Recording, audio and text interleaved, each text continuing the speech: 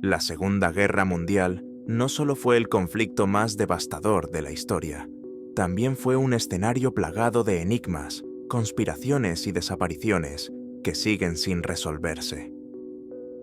En nuestra primera entrega exploramos algunos de estos secretos.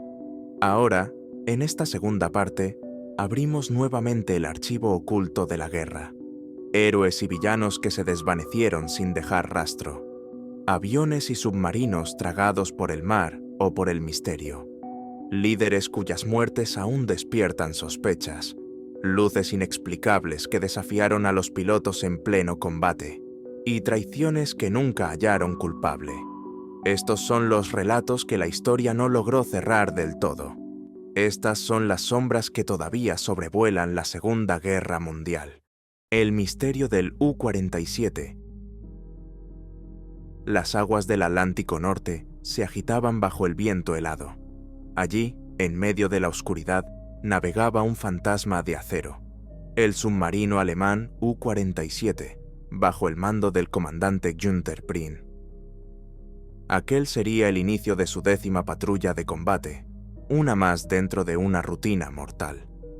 Lo que nadie imaginaba era que, pocas noches después, el U-47 desaparecería para siempre, arrastrando consigo a 75 hombres y dejando tras de sí uno de los mayores enigmas navales de la Segunda Guerra Mundial. Prien no era un comandante cualquiera. Nacido en 1908 en Osterfeld, Alemania, se había formado como marino mercante antes de unirse a la recién renacida Marina de Guerra alemana en los años 30.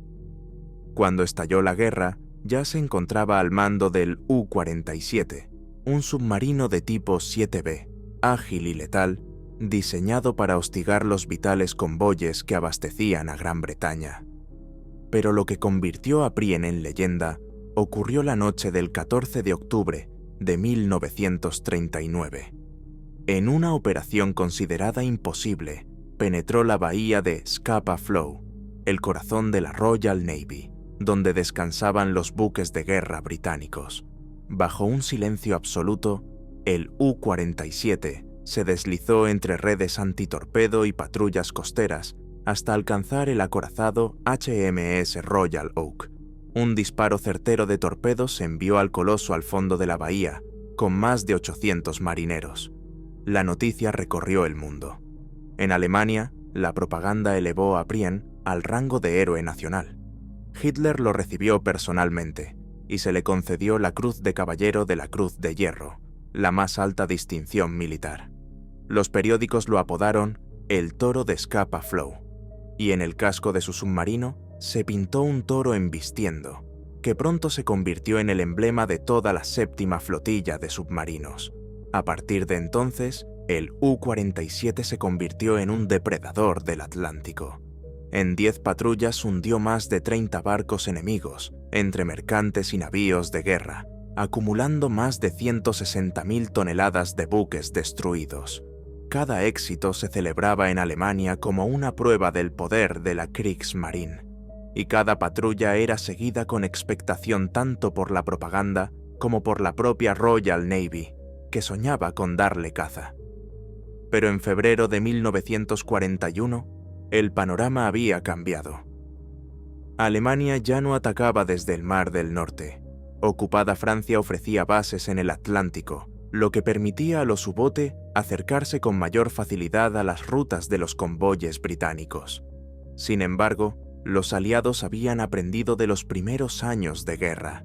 Los convoyes ahora estaban más protegidos, escoltados por destructores y corbetas que empleaban el sonar y bombas de profundidad con eficacia creciente.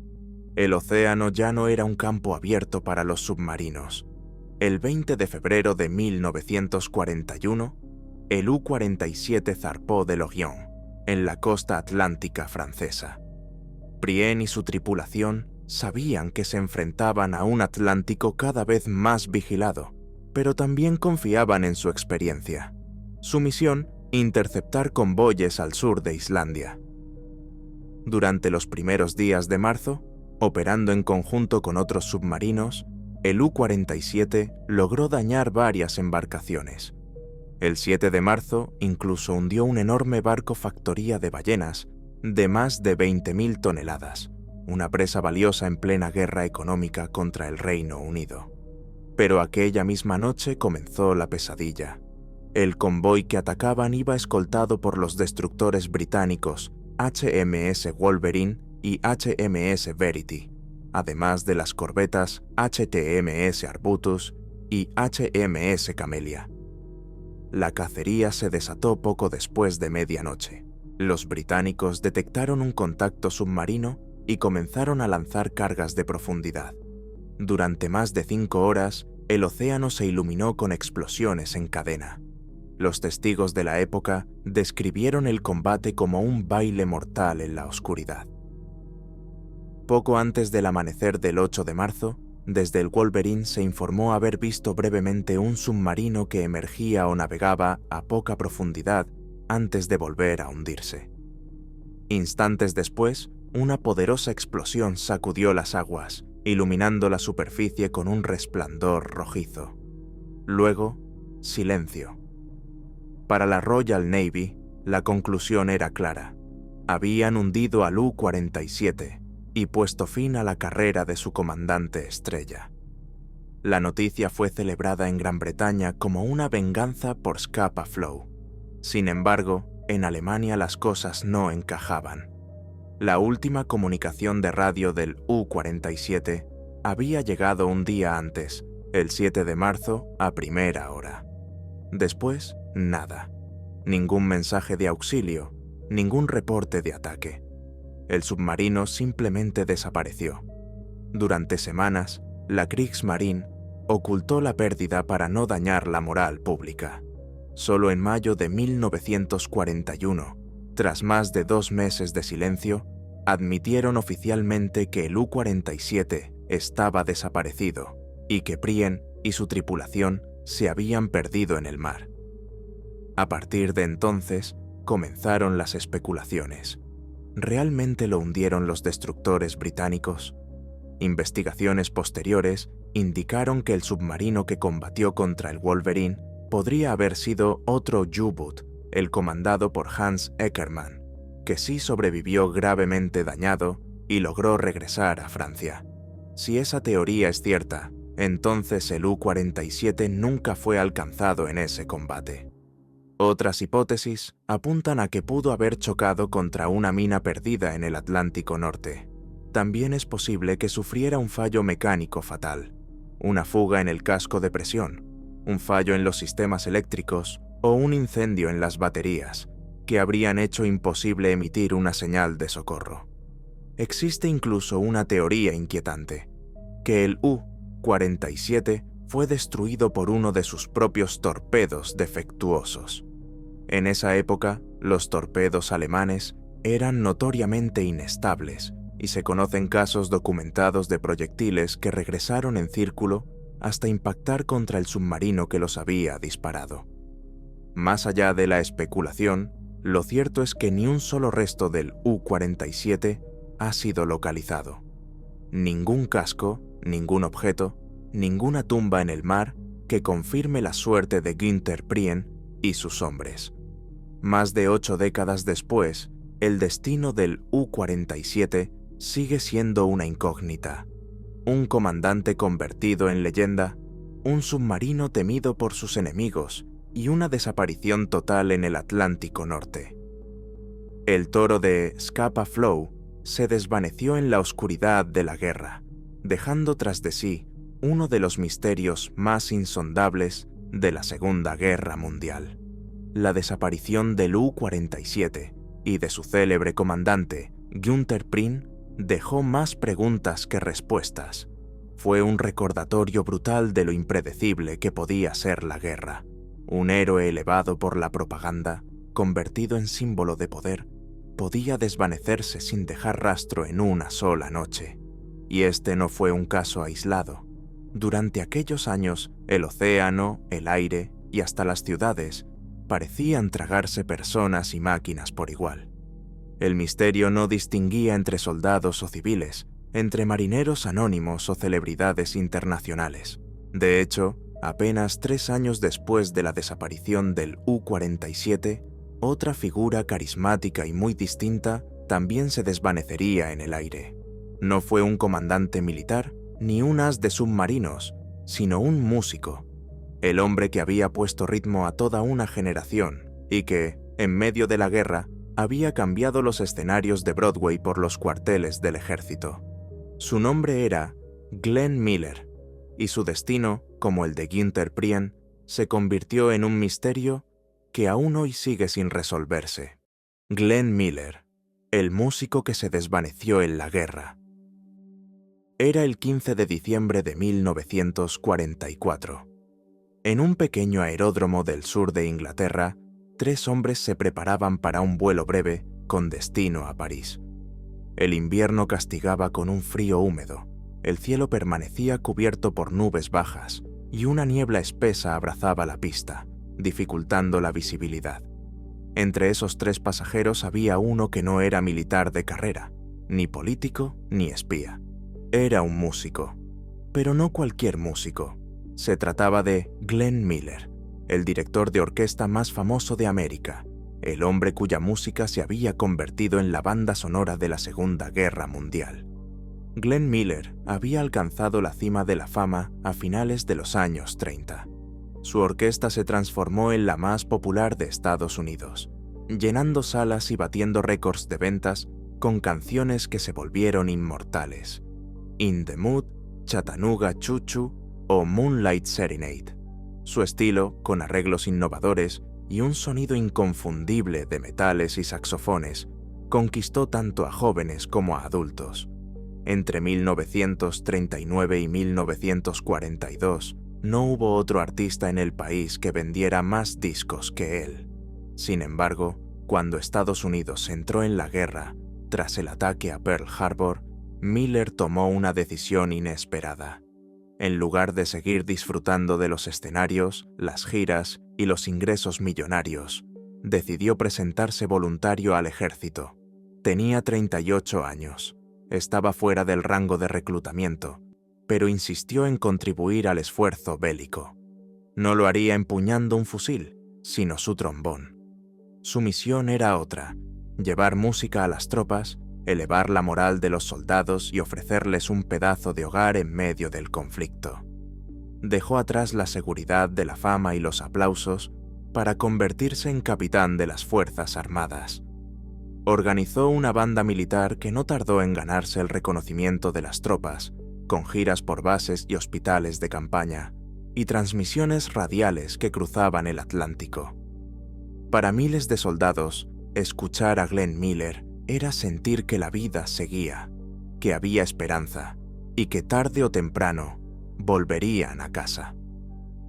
Aquel 15 de diciembre, cuando subió al avión rumbo a París, su tarea era precisamente esa: preparar un gran concierto para las tropas estadounidenses en la capital recién liberada. Pero ese vuelo nunca llegó a destino. El ejército aceptó su ofrecimiento y le otorgó el rango de mayor. Glenn Miller creó la Army Air Force Band, una orquesta militar con el mismo sonido alegre, moderno y vibrante que lo había hecho famoso en los años de paz. Con ella recorrió Estados Unidos, llenando auditorios militares, grabando emisiones radiales y produciendo programas especialmente dedicados a los soldados desplegados en el frente. Para muchos combatientes, escuchar la música de Miller no era solo entretenimiento. Era escuchar un pedazo de casa, una conexión con la vida que habían dejado atrás. En el verano de 1944, poco después del desembarco de Normandía, Miller y su orquesta cruzaron el Atlántico rumbo a Inglaterra. Allí, se instalaron en bases militares, ofrecieron conciertos en hangares repletos de pilotos y mecánicos, transmitieron por la BBC y grabaron presentaciones que incluso fueron dirigidas hacia Alemania como parte de la guerra psicológica. Su música servía como propaganda, pero también como un bálsamo. Era esperanza en tiempos de incertidumbre, alegría en medio del ruido de la guerra. En diciembre de ese mismo año, el alto mando decidió que la banda debía trasladarse a París recién liberada, para preparar un gran concierto navideño destinado a las tropas estadounidenses.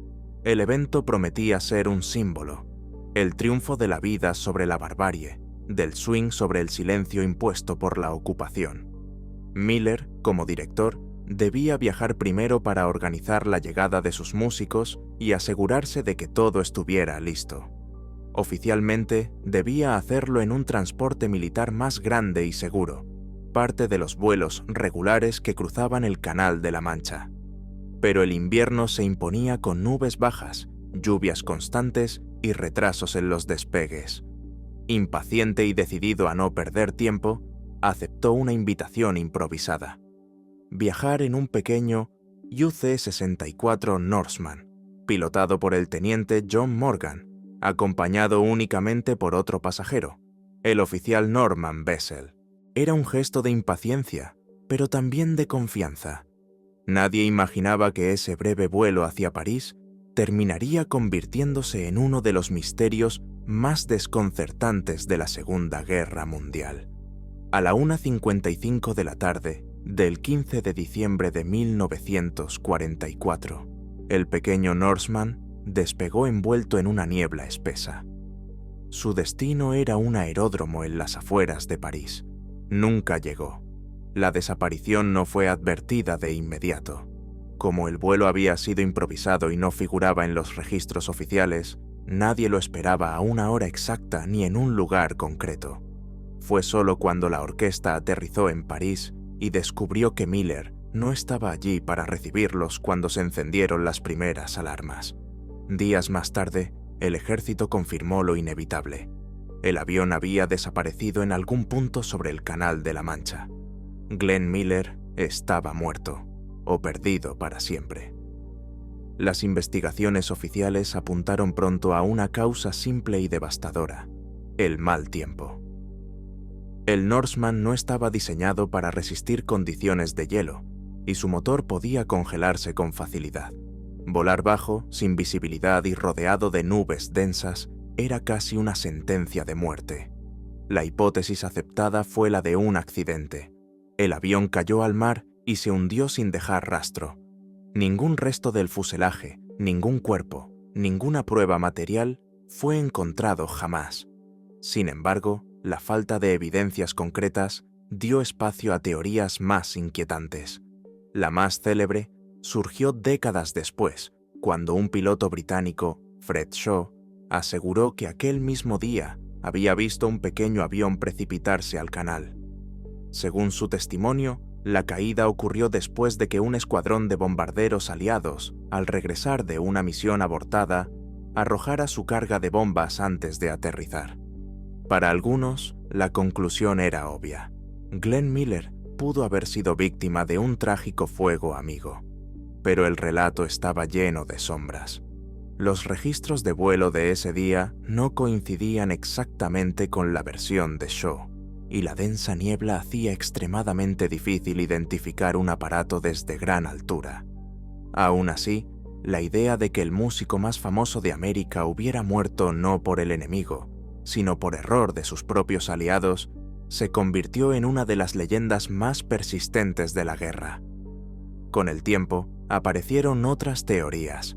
Algunas hablaban de problemas mecánicos más complejos. Otras, más atrevidas, insinuaban que Miller nunca subió a aquel avión, que su destino fue distinto y deliberadamente ocultado. Lo cierto es que, igual que con Heinrich Müller, la historia se cerró en un silencio espeso. Un avión perdido, un ícono desaparecido y un misterio que sobrevivió a las décadas. Otras versiones, más sensacionalistas, aseguraban que Glenn Miller jamás subió a aquel avión perdido en la niebla. Según estos rumores, habría muerto en París, en circunstancias incómodas o escandalosas que el ejército prefirió encubrir para no empañar la imagen del ídolo. Algunas versiones hablaban de un ataque cardíaco súbito en la habitación de un hotel. Otras, más noveleras, mencionaban un supuesto encuentro con una espía o con una amante secreta.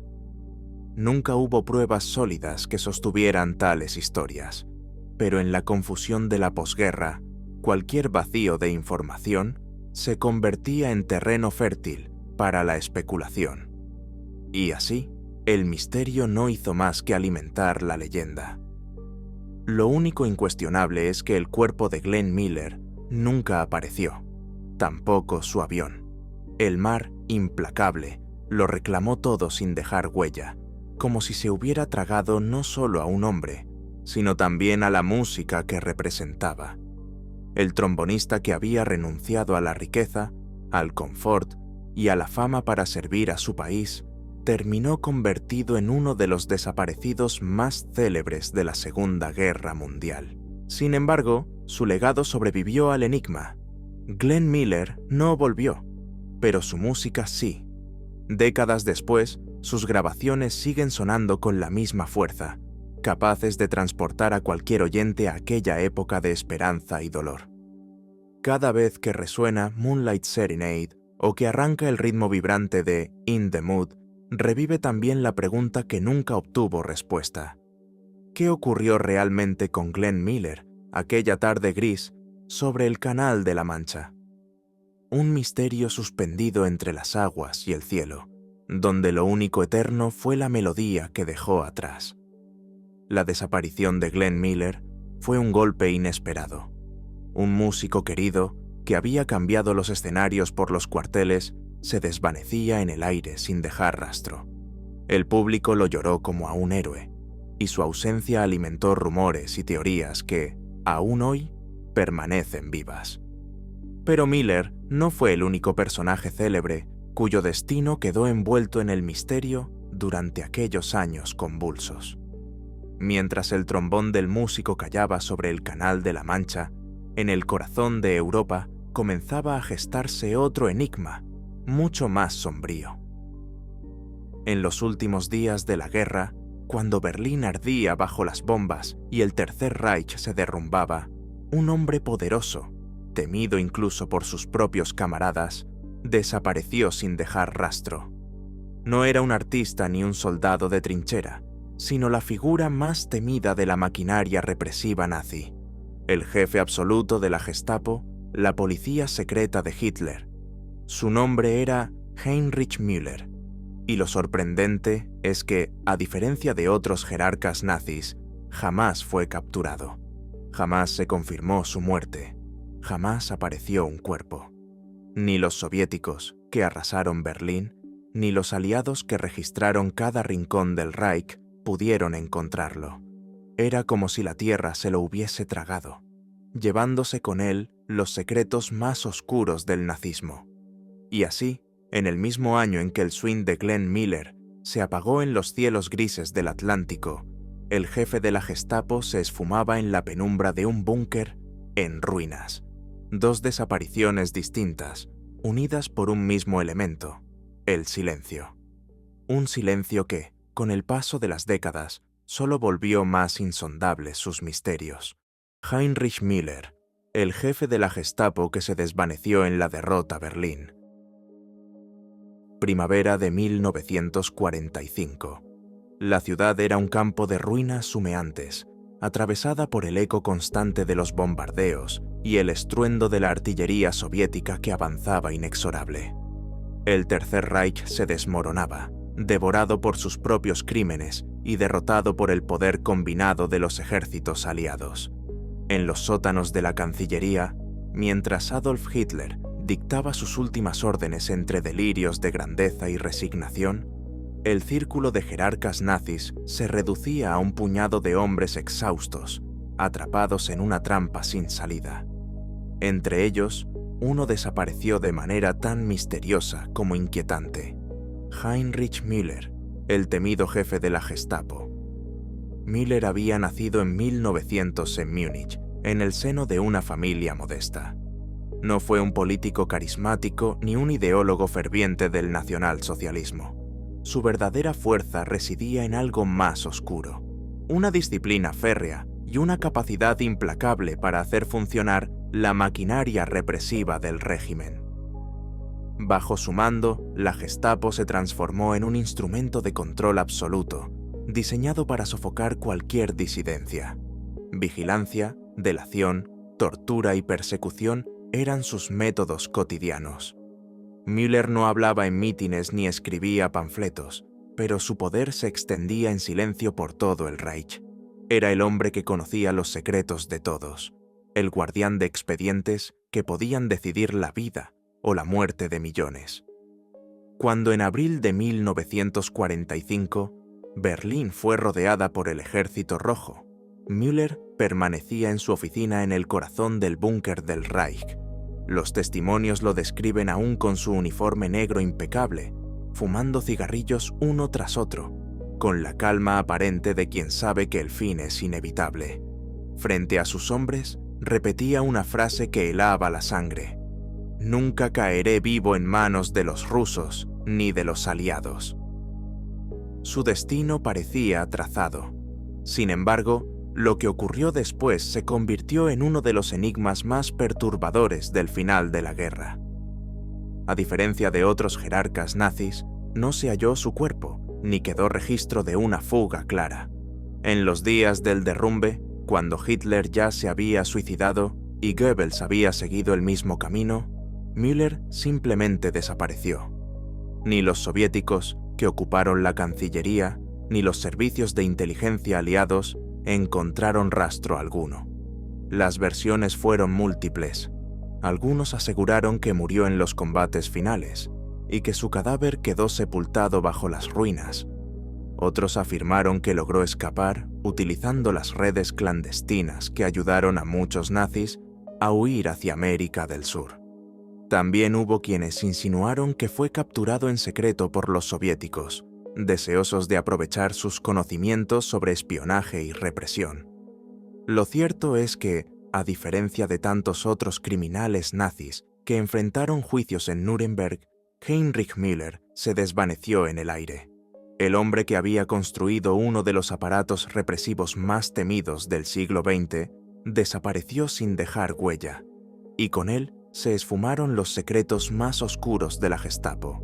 Después, el silencio. Cuando los soviéticos tomaron Berlín, Heinrich Müller había desaparecido sin dejar rastro. Su nombre no figuraba en las listas de los muertos confirmados, ni tampoco entre los prisioneros de guerra. Los cuerpos de Hitler, Goebbels, Himmler y otros jerarcas fueron encontrados e identificados de una u otra manera, pero del jefe de la Gestapo no se halló nada, ningún cadáver, ningún documento, ninguna tumba. Era como si la tierra se lo hubiese tragado. Desde ese momento, su destino se transformó en uno de los enigmas más inquietantes de la posguerra. El hombre que había dirigido el aparato represivo del nazismo, que conocía los secretos más oscuros de la maquinaria de exterminio, había desaparecido sin que nadie pudiera explicarlo. Los soviéticos, dueños de Berlín tras la capitulación, aseguraron durante años que Müller había caído en sus manos y que había sido trasladado a Moscú para ser interrogado en secreto. Afirmaban que lo mantenían bajo estricta vigilancia, una pieza de inteligencia demasiado valiosa para dejar escapar.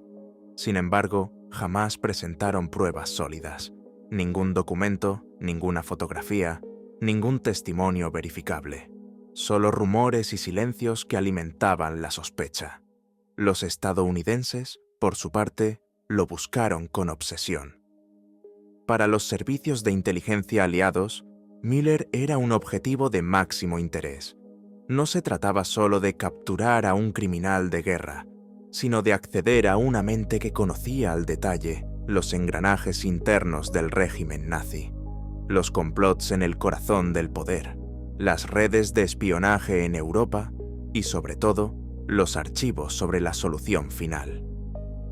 Era el hombre que podía explicar cómo funcionaba, en su núcleo más íntimo, el estado del terror. Pero Müller nunca apareció en los juicios de Nuremberg. Su silla permaneció vacía. Las hipótesis comenzaron a multiplicarse. Una de las más persistentes sostenía que había logrado huir a Sudamérica, siguiendo la misma ruta que tantos otros jerarcas nazis que encontraron refugio en Argentina, Paraguay o Chile. Los informes de inteligencia de la época mencionaban supuestos avistamientos, un Müller visto en Buenos Aires a finales de los años 40, otro en Montevideo, alguno incluso en La Paz. Décadas después, los archivos desclasificados de la CIA revelaron que esas pistas llegaron a investigarse con seriedad, aunque nunca pudieron ser confirmadas. Cada rastro terminaba en un callejón sin salida. También circulaban teorías más siniestras. Algunos sostenían que Müller había muerto en los últimos días del asedio de Berlín y que su cuerpo, irreconocible, quedó sepultado bajo toneladas de escombros. Otros, en cambio, insinuaban que había pactado en secreto con alguno de los bandos vencedores, entregando información a cambio de su vida y un nuevo anonimato. La idea de que el jefe de la Gestapo hubiese vivido oculto, protegido bajo otra identidad, resultaba tan inquietante como verosímil en el mundo turbulento de la Guerra Fría. El enigma se prolongó durante décadas. Mientras otros nombres del nazismo eran capturados, juzgados y condenados, la figura de Heinrich Müller flotaba como un fantasma sobre los archivos de inteligencia. Cada pista, cada testimonio y cada rumor reforzaban la sensación de que su destino seguía siendo uno de los mayores misterios del siglo XX. Otra posibilidad, sostenida por varios investigadores, es que Heinrich Müller muriera durante los últimos días de la batalla de Berlín, en medio del caos y la destrucción que redujo a la capital alemana a un campo de ruinas. Tal vez su cuerpo quedó sepultado bajo toneladas de escombros o arrojado a una fosa común sin nombre, perdido entre miles de cadáveres anónimos. En los años 60, excavaciones en un cementerio berlinés descubrieron restos humanos que fueron atribuidos tentativamente a Müller. Durante un tiempo, se creyó que el enigma había llegado a su fin. Sin embargo, las pruebas resultaron endebles y los análisis posteriores no fueron concluyentes. La identidad del cadáver nunca pudo confirmarse.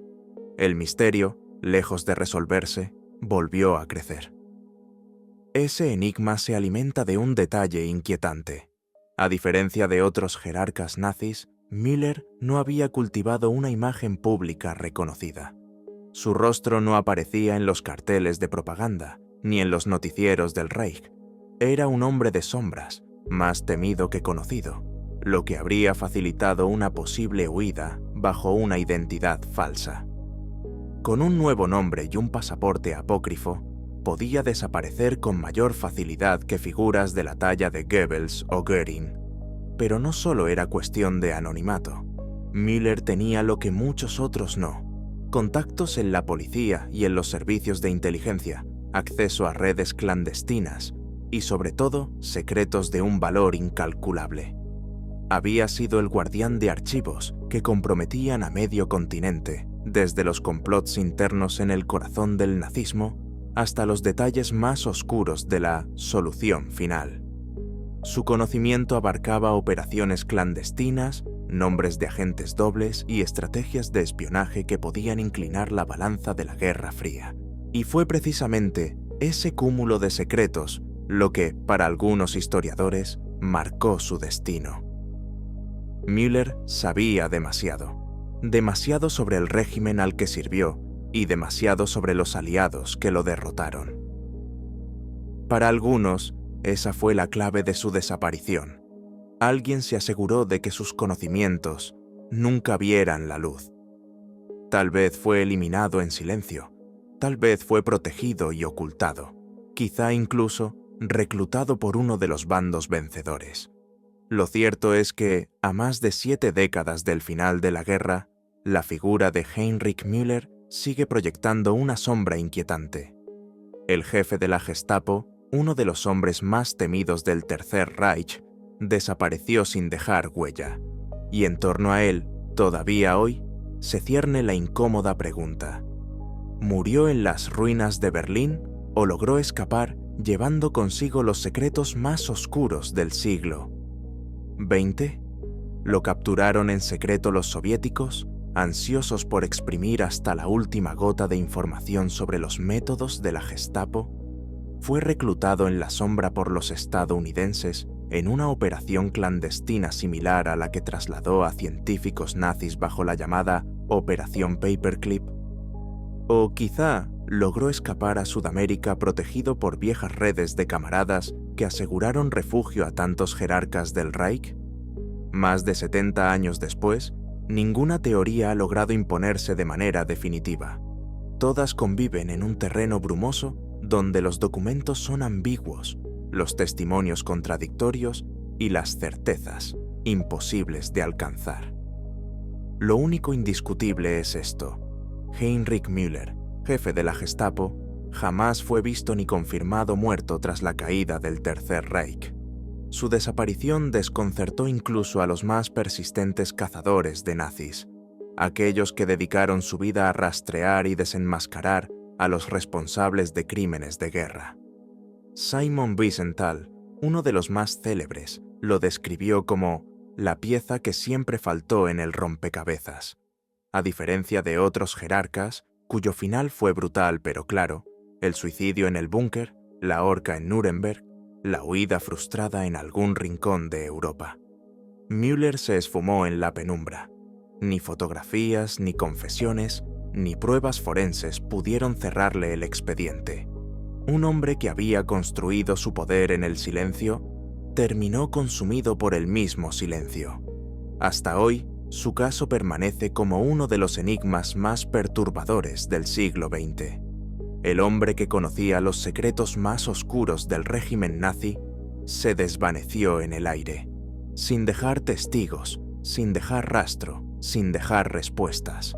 Un fantasma que, de alguna manera, todavía recorre los pasillos de la historia, recordándonos que incluso en los momentos de mayor derrota, algunos demonios lograron escapar de la luz. La desaparición de Heinrich Müller abrió un vacío inquietante en la posguerra. A diferencia de tantos otros jerarcas nazis, su destino jamás pudo confirmarse. ¿Logró escapar a Sudamérica bajo una identidad falsa? ¿Fue capturado en secreto por los soviéticos?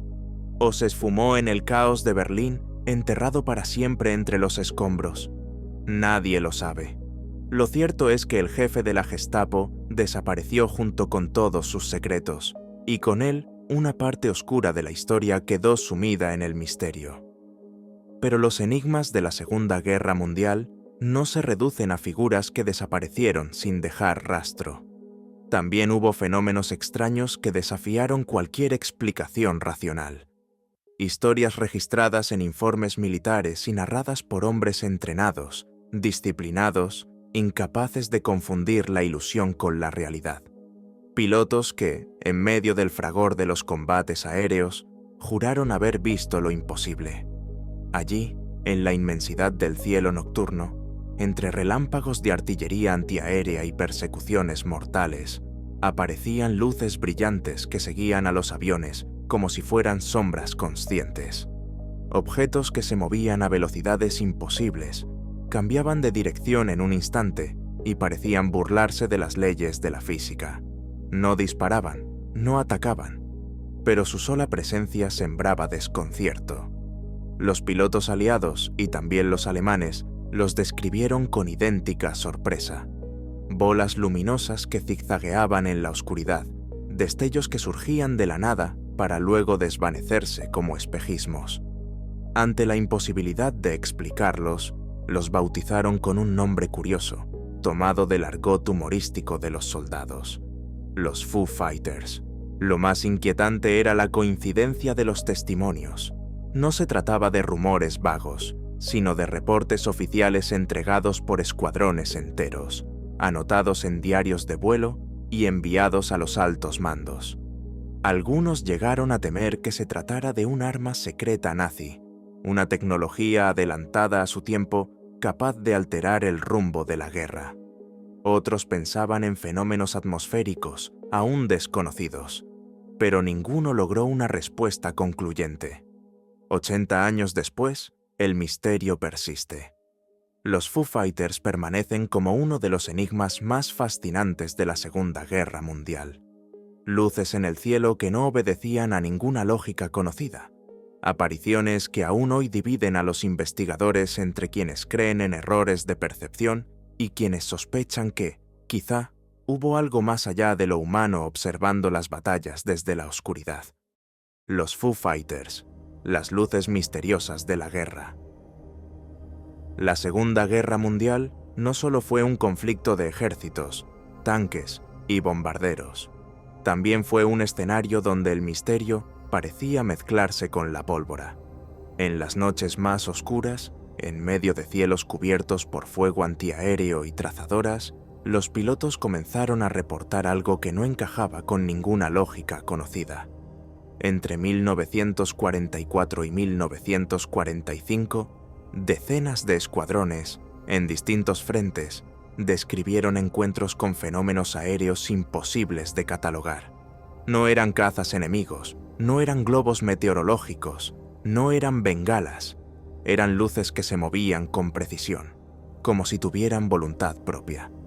Se trataba de destellos brillantes, esferas luminosas de color rojo, naranja o blanco, que aparecían de repente junto a los bombarderos y cazas.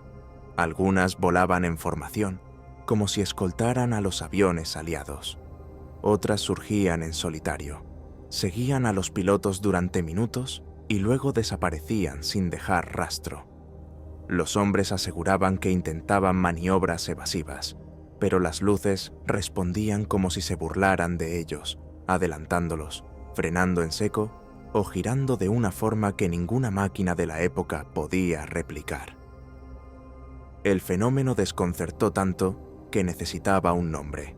Los soldados, con su humor áspero de guerra, lo tomaron de un cómic popular de la época, Smokey Stover, cuyo protagonista solía decir, "Where there's Foo, there's fire". Así nacieron los Foo Fighters, un apodo sarcástico para lo que era, en realidad, un misterio aterrador. Los reportes se multiplicaron especialmente en el frente europeo a finales de 1944, cuando los bombarderos aliados sobrevolaban Alemania en misiones nocturnas. Escuadrones enteros aseguraban haber visto hasta media docena de estas esferas a la vez, flotando cerca de las alas o siguiéndolos en trayectorias imposibles. En ocasiones parecían acompañarlos de forma pasiva, como si observaran. En otras, realizaban maniobras que daban la impresión de hostigamiento.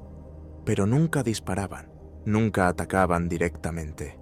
Era como si solo quisieran demostrar que estaban allí. Lo más sorprendente era que los pilotos alemanes también reportaban encuentros similares. La Luftwaffe registró testimonios de sus hombres que hablaban de luces extrañas sobre el Rin o los Balcanes.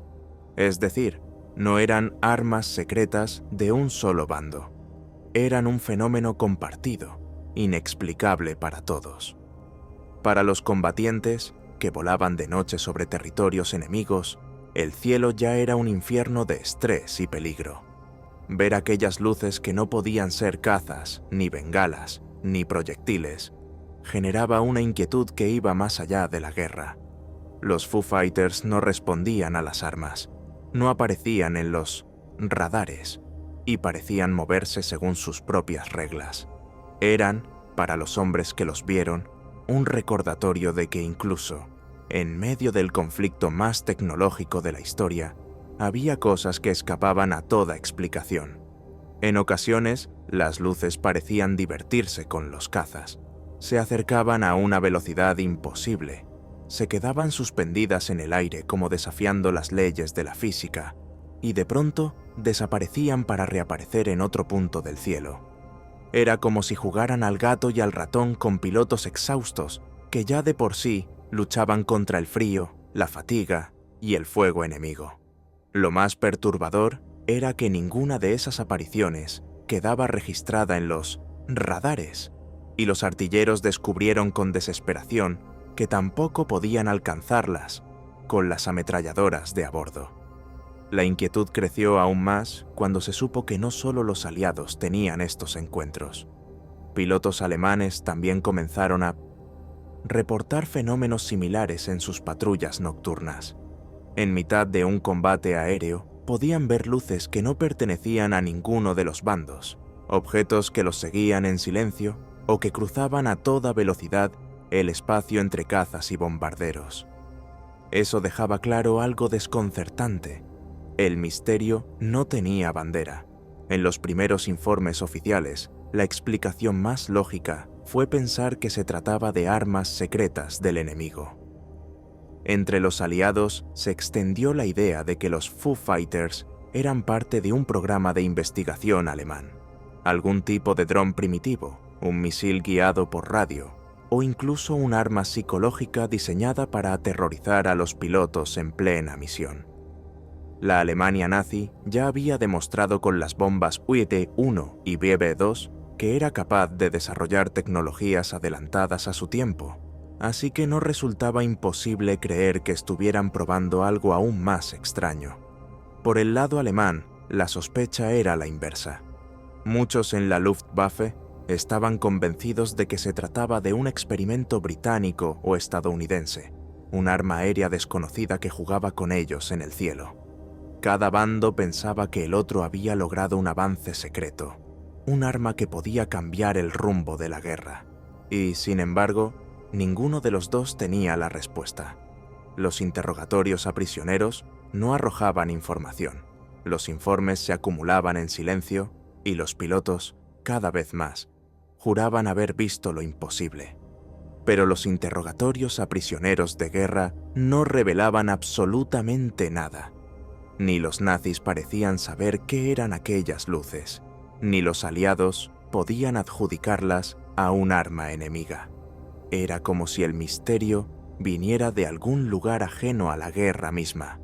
Los informes se acumularon en los despachos de inteligencia y pronto los altos mandos decidieron clasificarlos. El temor era claro. Si los pilotos comenzaban a creer que había algo inexplicable en el cielo, un enemigo invisible imposible de combatir, la moral de las tripulaciones podía derrumbarse.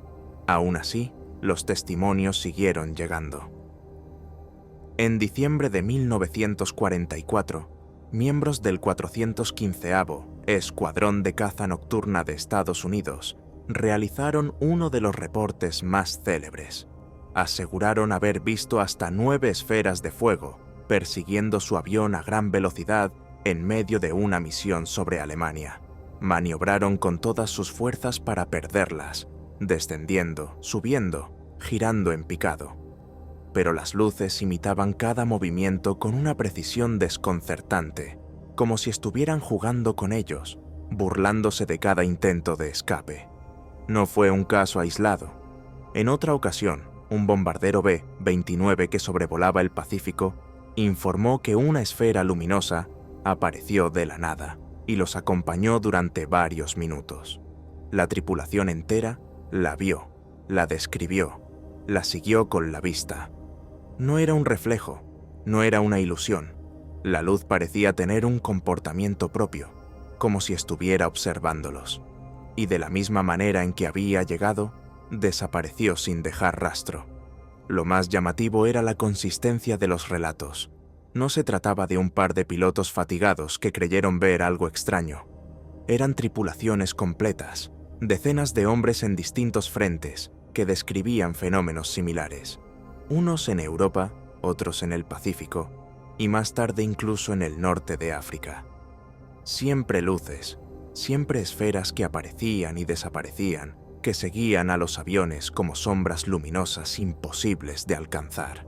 No eran alucinaciones aisladas, eran experiencias compartidas por soldados disciplinados, entrenados para observar y reportar con precisión. Y cuanto más se acumulaban los testimonios se acumulaban, y con cada nuevo reporte, más grande se hacía el misterio de los Foo Fighters.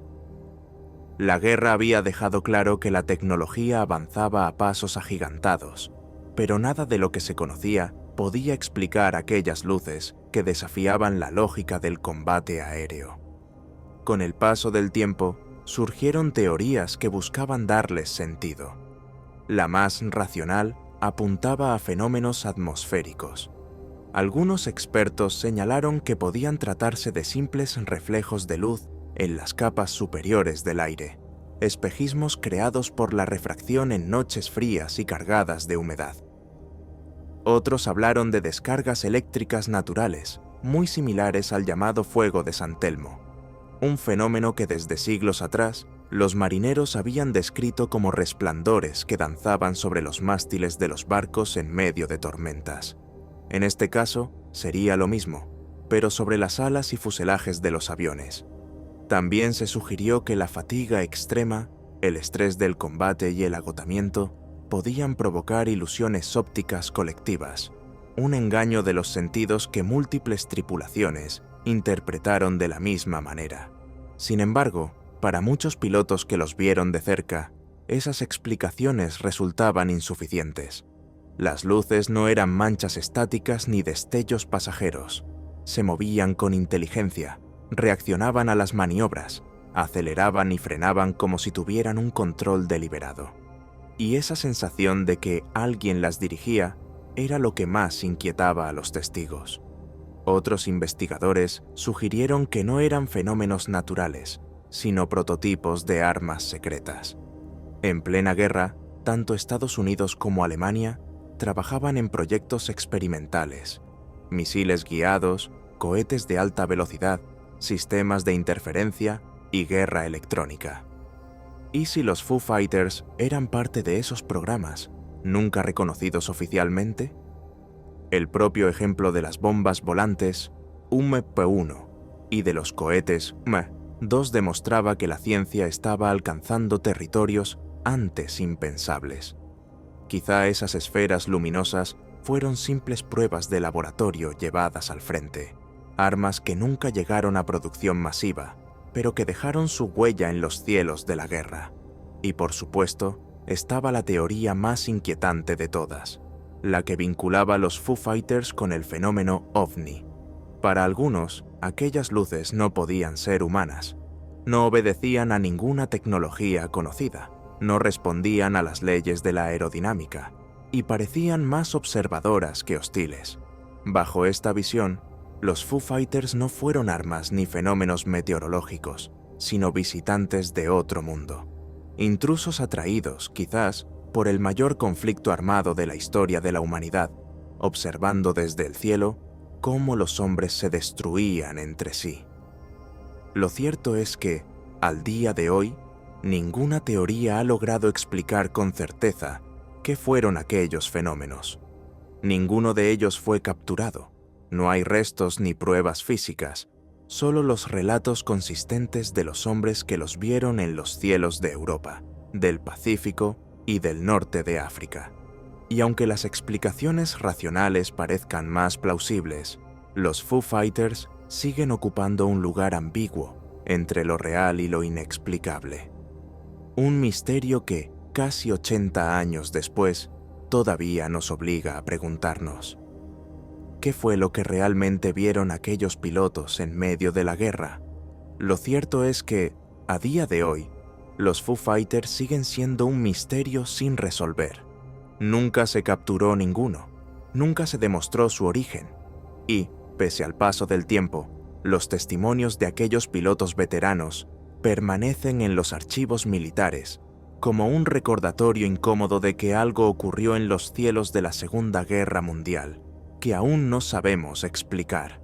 En plena guerra, cuando la humanidad había puesto en el aire sus máquinas más mortíferas, cuando el rugido de los motores y el estruendo de las bombas parecían dominar el cielo, aparecieron estas luces silenciosas. No disparaban, no destruían, no parecían pertenecer a ningún ejército conocido. Solo estaban allí, desafiando la lógica, obligando a los hombres que las vieron a cuestionar todo lo que sabían sobre la guerra y sobre la realidad misma. 80 años después, el enigma sigue intacto. Los Foo Fighters se convirtieron en un símbolo de lo inexplicable, un recordatorio de que incluso en el conflicto más documentado de la historia, todavía quedan sombras, episodios que escapan a la razón y que alimentan tanto la ciencia como la imaginación. Y así, lo que comenzó como simples bolas de fuego, reportadas por pilotos agotados, se transformó en una de las leyendas más persistentes de la guerra. Una que todavía hoy nos obliga a preguntarnos: ¿qué fue lo que realmente vieron aquellos hombres en las noches más oscuras del conflicto? ¿Un fenómeno natural? ¿Un arma secreta? ¿O algo más allá de lo humano? Los Foo Fighters quedaron como un enigma suspendido en los cielos de la guerra. No eran aviones, no eran armas conocidas, y sin embargo, pilotos veteranos juraron haberlos visto con sus propios ojos. Un misterio que no dejó restos materiales, solo preguntas sin respuesta, y que demostró cómo incluso en medio de la ciencia y la tecnología bélica más avanzada, el cielo podía ocultar secretos imposibles de descifrar. Pero no todos los enigmas de la guerra vinieron del aire en forma de luces inexplicables.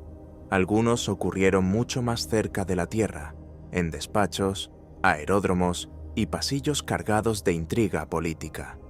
Misterios en los que el azar y la tragedia se mezclaron con la sospecha de conspiración y el silencio de los poderosos. Uno de los más sonados fue el de un hombre que simbolizaba la resistencia de toda una nación. El general Władysław Sikorski, primer ministro del gobierno polaco en el exilio y comandante en jefe de sus fuerzas armadas.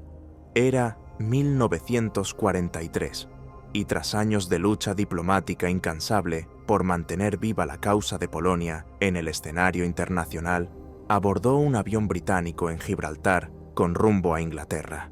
El despegue fue rutinario, el cielo estaba despejado y el mar en calma. Pero apenas unos minutos después, el aparato cayó bruscamente al agua, estrellándose frente a la costa. Murieron Sikorski, su hija y gran parte de su equipo. Solo el piloto sobrevivió. La versión oficial fue rápida y categórica. Se trató de un accidente, probablemente causado por una avería mecánica. Pero para muchos, aquello fue cualquier cosa menos un simple fallo técnico. Demasiado oportuno, demasiado extraño, demasiado sospechoso. La muerte de Sikorski, en el momento más crítico de sus tensiones con la Unión Soviética, dejó tras de sí la duda de si aquel avión cayó por azar, o si alguien quiso que cayera. La muerte de Władysław Sikorski. Tragedia o conspiración en Gibraltar. El 4 de julio de 1943, la causa polaca sufrió un golpe del que nunca se recuperaría. Esa noche, en la base británica de Gibraltar, un avión militar se preparaba para despegar con un pasajero de enorme peso político, el general Władysław Sikorski, primer ministro del gobierno polaco en el exilio y comandante en jefe de sus fuerzas armadas. Apenas minutos después de elevarse en el aire, el aparato se precipitó contra el mar y desapareció bajo las aguas. En cuestión de segundos, Polonia perdió a su líder más influyente, y Europa sumó un misterio que hasta hoy sigue sin respuesta. Sikorski había sido el rostro y la voz de Polonia desde el inicio de la guerra. Tras la invasión nazi de 1939 y la caída de Varsovia, logró escapar y reorganizar un gobierno en el exilio con sede en Londres.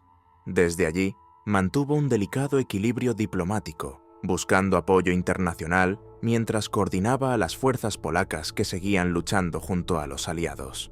Su figura se convirtió en una pieza clave en la estrategia aliada, un interlocutor respetado por Churchill y Roosevelt, y, para los polacos, en un símbolo de resistencia y esperanza. Era el hombre que mantenía viva la promesa de que su país volvería a ser libre. La tarde de aquel 4 de julio, tras una visita a las tropas polacas estacionadas en Oriente Medio, Sikorski se encontraba en Gibraltar listo para regresar a Inglaterra. Lo acompañaban su hija Zofia, varios miembros de su Estado Mayor y oficiales británicos. El avión asignado era un Consolidated Liberator de la RAF, un cuatrimotor robusto y fiable, capaz de cubrir largas distancias. El clima era estable, la pista despejada y el mar tranquilo. Nada indicaba que algo pudiera salir mal. El embarque se desarrolló con normalidad. Los pasajeros tomaron asiento, la tripulación revisó los últimos detalles y el aparato comenzó a rodar por la pista. El despegue fue aparentemente correcto. El Liberator ganó velocidad, levantó el morro y se elevó sobre el mar oscuro que rodea Gibraltar. Todo parecía en orden, pero apenas unos segundos después, cuando el avión apenas había comenzado a ganar altura, ocurrió lo inesperado. El aparato perdió estabilidad, cayó bruscamente y se estrelló contra las aguas, hundiéndose casi de inmediato frente a la mirada atónita de los presentes. En ese instante, la causa polaca se quedó sin su líder más fuerte, y Europa entera presenció el inicio de un enigma que nunca lograría resolverse por completo. Sin embargo, apenas unos segundos después del despegue, el avión comenzó a perder altura de forma repentina y terminó por estrellarse contra el agua, a escasos metros de la pista. En cuestión de instantes, el aparato quedó destrozado y se hundió en el mar. De las 17 personas a bordo, solo una logró sobrevivir: el piloto, de origen checo, que fue rescatado por pescadores locales. Todos los demás, incluido Sikorsky, su hija y la mayor parte de su Estado Mayor, murieron en el acto. La versión oficial no tardó en llegar. Las autoridades británicas comunicaron que la causa había sido un fallo técnico, probablemente una avería en los controles de la aeronave. Se abrió una investigación rápida y se concluyó que se trataba de un accidente, cerrando el caso sin dar más explicaciones. Pero aquella conclusión no convenció a todos. Desde el mismo momento del siniestro, comenzaron a circular sospechas de conspiración. Para muchos polacos, resultaba demasiado oportuno que Sikorsky desapareciera precisamente en ese momento tan delicado. El general se había enfrentado abiertamente a Stalin tras el hallazgo de las fosas de Katyn, donde miles de oficiales polacos habían sido ejecutados por la NKVD soviética. Había exigido una investigación internacional que señalara a los responsables, un gesto que ponía en aprietos a la Unión Soviética en plena guerra.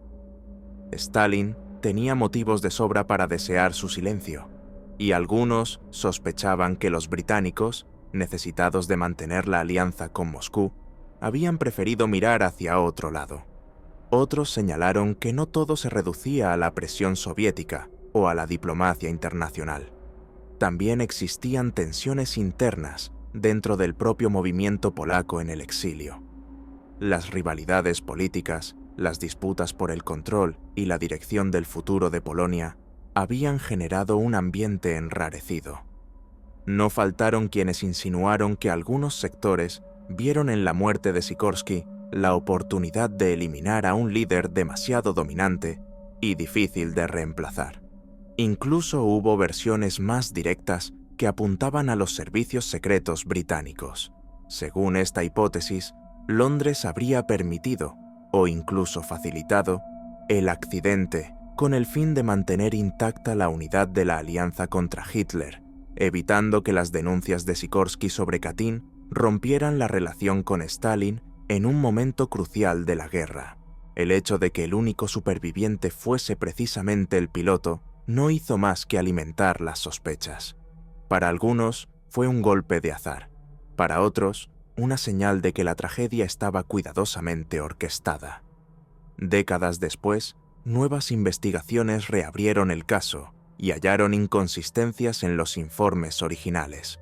Los rumores de sabotaje volvieron a cobrar fuerza, reforzando la idea de que lo ocurrido aquella noche difícilmente había sido un accidente. La muerte de Sikorsky supuso un golpe irreparable para la causa polaca. Sin él, el gobierno en el exilio perdió gran parte de su autoridad moral y política, y su capacidad de influencia en las negociaciones internacionales se redujo notablemente. Para muchos, su desaparición marcó un punto de quiebre. La voz de Polonia, firme y desafiante, se apagó justo cuando más necesaria era en la gran mesa aliada. Hoy, más de 80 años después, el caso sigue envuelto en un halo de misterio. Nadie ha podido dar una respuesta definitiva. ¿Fue realmente un accidente provocado por un fallo mecánico o se trató de una operación encubierta disfrazada con la coartada perfecta? ¿Cayó Sikorsky víctima de la fatalidad del vuelo o fue eliminado deliberadamente porque su presencia resultaba incómoda para los grandes poderes que se jugaban el destino de Europa. El avión en el que viajaba permanece en el fondo del mar de Gibraltar, convertido en un sepulcro silencioso que quizá guarde la verdad definitiva. Pero hasta ahora, ninguna investigación ha logrado extraer una explicación que cierre todas las dudas, y es esa ausencia de respuestas lo que ha mantenido viva la sospecha durante generaciones. La muerte de Władysław Sikorski no solo fue una tragedia para Polonia, que perdió a su líder más influyente en plena guerra, sino también un episodio que debilitó la voz polaca en la mesa de los aliados. Oficialmente se habló de accidente, pero para muchos resultó demasiado oportuno, demasiado conveniente para no pensar en conspiración. Un líder incómodo desaparecía, y con él, gran parte de la esperanza de un pueblo que quedó huérfano de dirección en el momento más decisivo de su historia. Con su caída, no solo se truncó la vida de un hombre, sino también la posibilidad de que Polonia defendiera con más fuerza su destino en el reparto del mundo tras la guerra. Su ausencia abrió la puerta a sospechas, a luchas internas y a la certeza amarga de que, en la Segunda Guerra Mundial, incluso los aliados podían sacrificar a un hombre y a una nación en nombre de la estrategia. Pero los misterios de la guerra no siempre se escribieron en los cielos plagados de luces extrañas, ni en los mares que se tragaban barcos y submarinos sin dejar rastro. A veces nacían en escenarios mucho más reducidos, en lugares ocultos, silenciosos, íntimos, en rincones donde las familias se aferraban a la vida en condiciones imposibles, mientras afuera el mundo se desmoronaba bajo la violencia y la persecución. En esos espacios estrechos, en áticos y habitaciones escondidas, también quedaron preguntas que nunca encontraron respuesta. Preguntas que no hablan de batallas ni de ejércitos, sino de traiciones, silencios y secretos imposibles de desvelar. Una de ellas es quizá la más conocida de todas, la que ha conmovido a generaciones enteras. La historia de una niña que, en medio de ese encierro forzado, plasmó su día a día en un cuaderno. Sus pensamientos, sus sueños, sus miedos y esperanzas quedaron escritos con una sinceridad brutal. Esa niña era Ana Frank, escondida con su familia en Ámsterdam durante más de 2 años, hasta que un día el silencio del refugio se rompió. La Gestapo irrumpió en su escondite, detuvo a todos sus ocupantes y puso fin al secreto que les había permitido sobrevivir hasta entonces. La voz de Ana se convirtió después en símbolo universal del horror del nazismo, pero tras aquel arresto quedó un enigma que nunca se resolvió. ¿Quién fue el que los entregó? ¿Quién abrió la puerta del anexo secreto a los verdugos?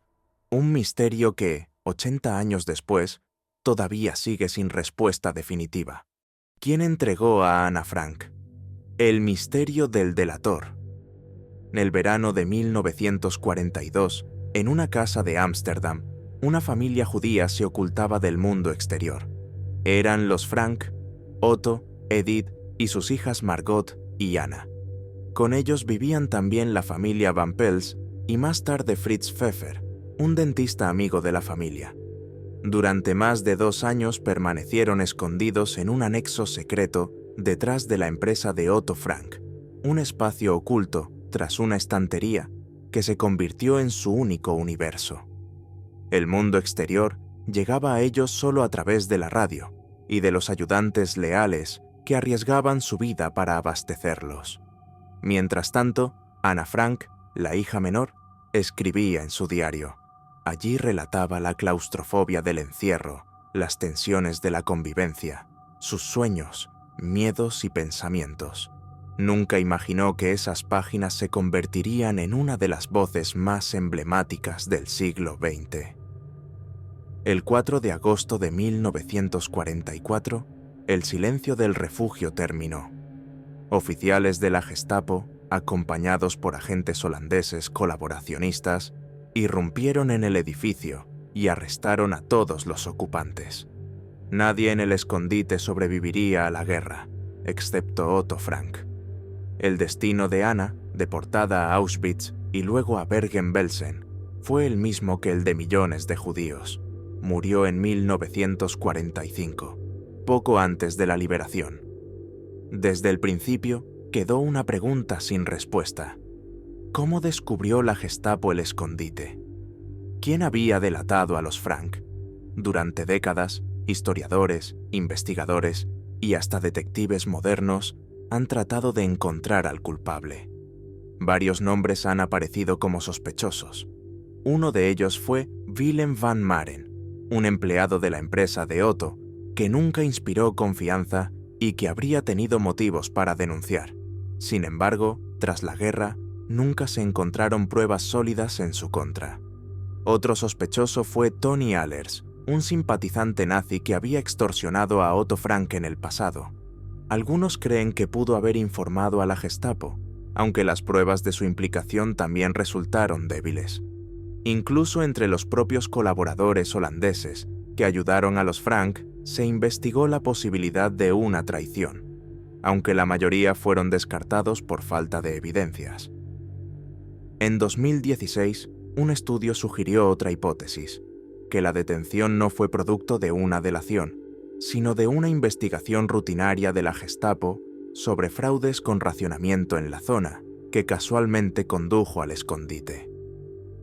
En 2022, un equipo internacional de investigadores, empleando técnicas modernas de análisis forense de archivos, señaló a Arnold van den Berg, un notario judío que habría entregado direcciones de escondites a la Gestapo con el fin de proteger a su propia familia.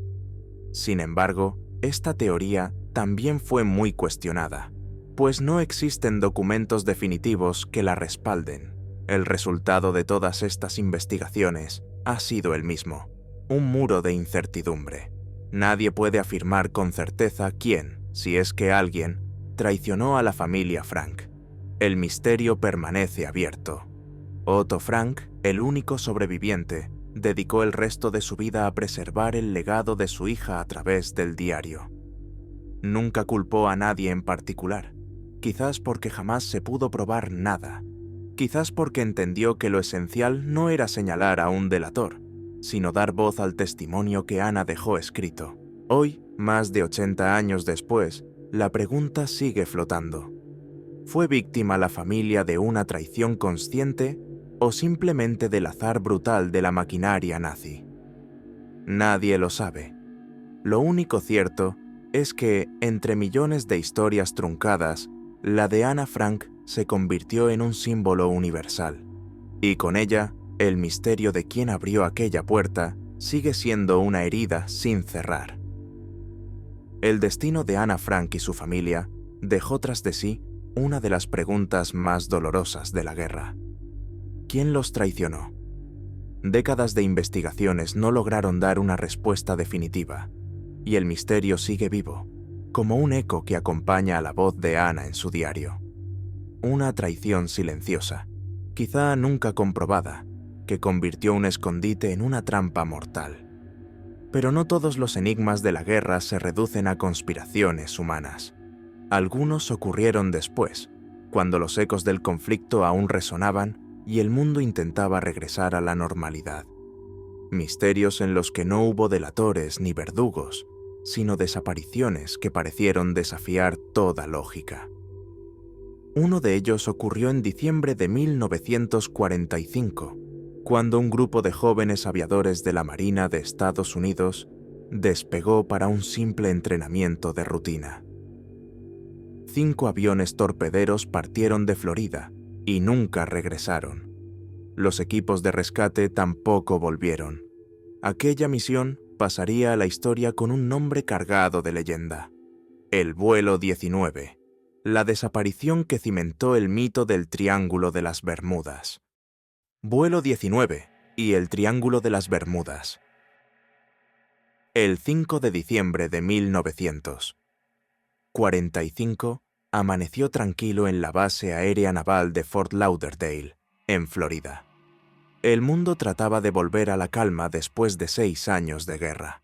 Estados Unidos disfrutaba de su reciente victoria, y las bases militares comenzaban a entrenar a una nueva generación de aviadores, jóvenes que habían llegado tarde al conflicto y que ahora se formaban para una guerra que ya no existía. Aquella tarde estaba previsto un ejercicio rutinario.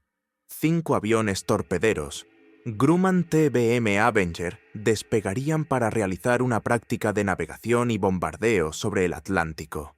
Nada fuera de lo común. Un trayecto triangular que los llevaría hacia el este, después al norte y finalmente de regreso a Florida. Los Avenger eran aparatos robustos, diseñados para soportar los rigores del combate naval. Para los cadetes que los pilotaban, aquello era solo una lección más en su formación. Al mando del grupo estaba el teniente Charles Carroll Taylor, un veterano con experiencia en el Pacífico. Taylor había sobrevivido a combates reales contra Japón y conocía bien las tensiones de la aviación militar. Los demás eran pilotos en entrenamiento, confiados en la guía de su oficial. En total, 14 hombres emprendieron el vuelo, en lo que la Marina denominó Vuelo 19. Al principio, todo transcurrió según lo planeado. Los aviones despegaron en fila y se internaron en el Atlántico, pero hacia la mitad del ejercicio, algo comenzó a ir mal. Taylor informó por radio que sus brújulas no funcionaban. No sabía con certeza dónde estaba. El mar, dijo, no se veía como debía verse. A partir de ese momento, la confusión se apoderó del escuadrón. Las comunicaciones se volvieron caóticas.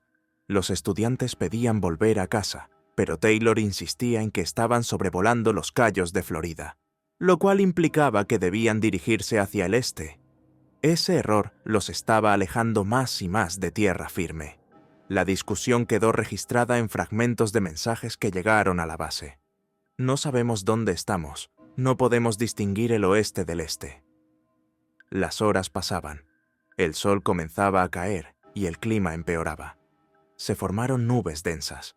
La visibilidad cayó y el Atlántico se agitó con marejadas crecientes. Los pilotos, cada vez más desesperados, intentaban mantener la formación. «Si nos quedamos juntos, quizá lo logremos», transmitió uno de ellos. Pero el combustible se agotaba inexorablemente. Los últimos mensajes fueron los más inquietantes. «Estamos entrando en aguas blancas. Parece que vamos a hundirnos». Después, nada más. El vuelo 19 se desvaneció en el aire, sin rastro alguno. La Marina reaccionó de inmediato. Esa misma noche despegó un hidroavión de rescate Martin Mariner con 13 tripulantes.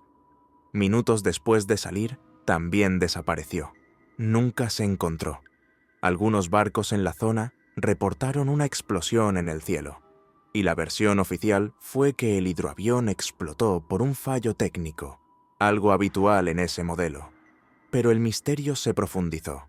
En cuestión de horas, se habían perdido 6 aviones y 27 hombres. La búsqueda fue masiva. Durante semanas, más de 300 aeronaves y 21 barcos peinaron el océano. No hallaron restos de fuselajes, ni chalecos salvavidas, ni cuerpos. Absolutamente nada. El mar parecía habérselos tragado. La explicación oficial apuntó a un error humano agravado por condiciones meteorológicas adversas. Taylor, confundido por la navegación, habría guiado al escuadrón hacia mar abierto, donde se quedaron sin combustible y cayeron al agua. El hidroavión de rescate, por su parte, habría explotado en vuelo. Caso cerrado. Pero la ausencia total de restos avivó la especulación. Algunos hablaron de anomalías magnéticas que habrían desorientado los instrumentos de navegación. Otros de tormentas repentinas, capaces de engullir aviones enteros. Con el tiempo, las teorías se volvieron más extravagantes. Abducciones extraterrestres, experimentos militares secretos, incluso la influencia de una supuesta Atlántida sumergida.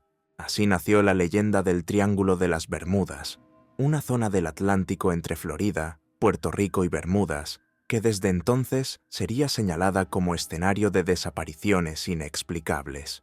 El vuelo 19 se convirtió en el caso emblemático de ese mito moderno, la desaparición que dio forma a la narrativa de un océano devorador de máquinas y hombres. Décadas después, el misterio persiste. Se han propuesto explicaciones técnicas más plausibles. El cansancio de Taylor, errores de orientación, tormentas repentinas y la limitación del combustible. Y sin embargo, la verdad es que ningún resto convincente de los 5 Avenger ni del hidroavión fue jamás hallado. El vuelo 19 fue un simple ejercicio de entrenamiento que se transformó en leyenda. Un recordatorio de que incluso en tiempos de paz, tras el fin de la guerra más devastadora de la historia, el océano podía reclamar vidas y dejar tras de sí solo silencio. Un misterio que aún hoy flota sobre las aguas del Atlántico, tan vasto e insondable como aquel 5 de diciembre de 1945. La Segunda Guerra Mundial fue mucho más que batallas y ejércitos. Fue también un escenario de secretos sin resolver, de silencios que aún hoy resuenan en la historia. Desde el submarino U-47 perdido en el Atlántico, hasta el avión de Glenn Miller desaparecido en la niebla, desde la huida imposible de Heinrich Müller hasta las luces extrañas de los Foo Fighters, pasando por la caída sospechosa del general Sikorsky y la traición nunca aclarada a Ana Frank. Incluso después de terminada la guerra, el misterio del vuelo 19 nos recuerda que hay enigmas que trascienden la lógica y el tiempo. ¿Fueron simples accidentes, conspiraciones deliberadas o algo que aún no entendemos? Lo cierto es que, 80 años después, seguimos buscando respuestas. Si este viaje por las sombras de la guerra te atrapó, déjame un comentario. ¿Cuál de estos misterios crees que es el más inquietante? ¿Piensas que algún día se revelará la verdad? ¿O prefieres que sigan envueltos en el silencio? No olvides suscribirte al canal y activar la campanita para no perderte la próxima entrega, porque aún quedan muchos secretos por descubrir en los archivos ocultos de la historia.